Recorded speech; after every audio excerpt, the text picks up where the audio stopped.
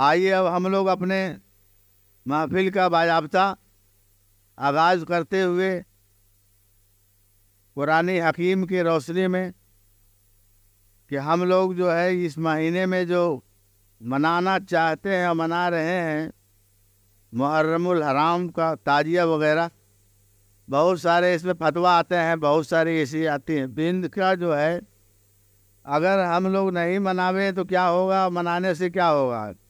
جنگ امام حسین کو کیوں لڑنی پڑی؟ کیا کسی تخت و تاج پانے کے لیے تھا؟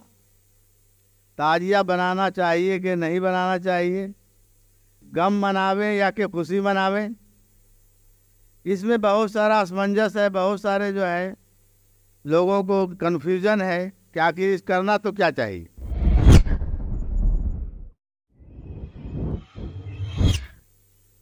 تو نہ تو غم منا رہے ہیں نہ تو خوشی منا رہے ہیں، تو منا کیا رہے ہیں؟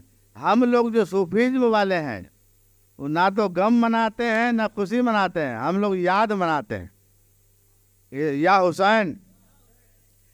ہم لوگ جو ہے نہ تو غم منانے والے ہیں اور نہ تو اس طرح کا خوشی منانے والے ہیں، ہم لوگ یاد مناتے ہیں۔ قرآن حکیم میں آیا ہے سورہ ابراہیم میں، یعنی یاد، اللہ کی یاد کو مناتے رہے گی۔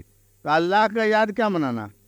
وَذَكِّرْهُمْ أَيَّامِ اللَّهِ، یعنی اللہ کی یاد کو مناؤ۔ تو اللہ کا نہ تو کبھی پیدا ہوا ہے نہ تو کبھی وہ پردہ کرے گا، تو اس کا یاد کیا مناویں گے؟ کہ اللہ والوں کی یاد منائی جائے گی، اللہ والوں کی یاد منائی جائے گی۔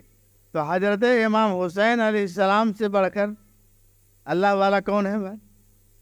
جو جنت کے سردار ہیں، جو ہم لوگوں کے لیے پورے خاندان کو انہوں نے بالکل، پورے خاندان کو بالکل کہیں کہ بالکل ختم کر ڈالا۔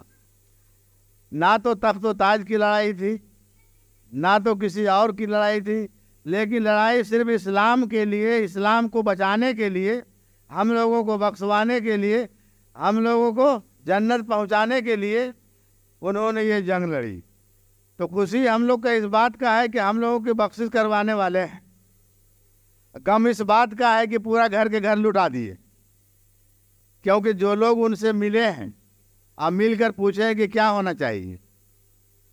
جو لوگ یعنی جو اللہ والے امام حسین علیہ السلام سے مل لیتے ہیں یا جن کے پاس ملنے کی صلاحیت ہے، وہ ان سے ہی پوچھ لیے ہیں کہ کیا منانا چاہیے بتائیے۔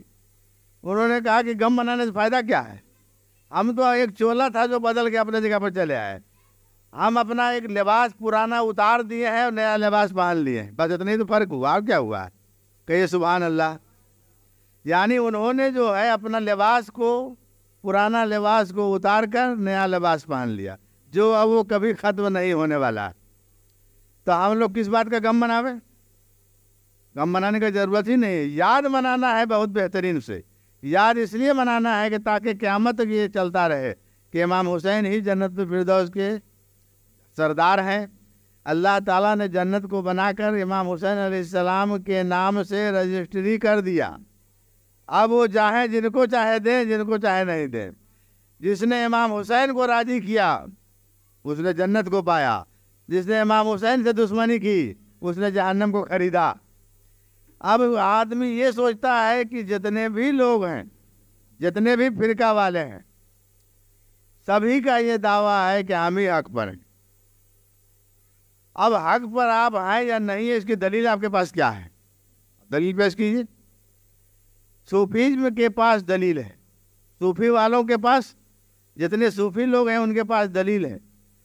آپ کے پاس کوئی اس طرح کا دلیل نہیں ہے، کیونکہ قرآن حکیم کو کوئی مانتا ہے، کوئی نہیں بھی مانتا ہے، اور کوئی مانتا ہے تو اس کا جانتا نہیں ہے، کوئی اس کا معنی کو بدل ڈالا ہے، کوئی ایسا کیا ہے کہ نہیں اس میں بہت ساری باتیں پرانی ہیں، اس کو کیا مانیں گے۔